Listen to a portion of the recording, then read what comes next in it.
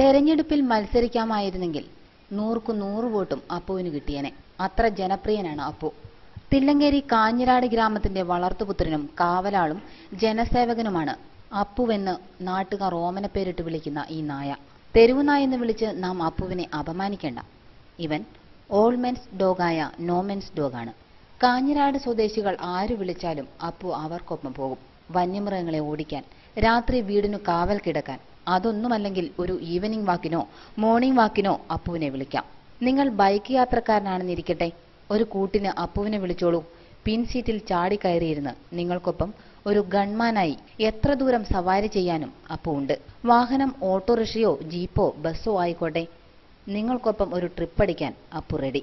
ചെറിയ കുട്ടികളെ അപ്പുവിന് ഏറെ ഇഷ്ടമാണ്, കുട്ടികൾക്ക് അപ്പുവിനെയും. രാവിലെ അവർക്കൊപ്പം സ്കൂൾ പഠിക്കൽ വരെ കൂട്ടുപോകാനും അപ്പുവുണ്ടാകും. നാട്ടുകാരുടെ പൊതുസ്വത്താണ് അപ്പുവെങ്കിലും അശോകൻ, ജൂബി, രാജേഷ്, ശ്രീജിത്ത്, ഷിംജിത്ത് എന്നിവരുടെ വീടുകളിൽ നിന്ന് മാത്രമേ ഭക്ഷണം കഴിക്കൂ. അന്തിയുറക്കവും ഇവരിൽ ഏതെങ്കിലും ഒരാളുടെ വീട്ടിൽ. നല്ലൊരു നായാട്ടുകാരൻ കൂടിയായ അപ്പു വല്ല മൃഗത്തെയും വേട്ടയാടിയാൽ മൃഗത്തെ കൊന്നിട്ട ശേഷം ഗ്രാമത്തിലെ തന്റെ ഏതെങ്കിലും ഒരു യജമാനനെ കൂട്ടിക്കൊണ്ടുവന്ന് കാണിക്കും. ഇറച്ചിയൊന്നും അപ്പുവിന് വേണമെന്നില്ല. കറി വെച്ച് 2 കഷ്ണം കിട്ടിയാൽ വേണ്ടെന്ന് പറയുകയുമില്ല. വെറുതെ ഇരുന്ന് മടുക്കുമ്പോൾ അപ്പു ഓർക്കും, ഒരു ബൈക്കുമായി ആരെങ്കിലും വന്നാൽ ഒരു പിൻസീറ്റ് ഡ്രൈവിംഗ് ആകാമായിരുന്നു.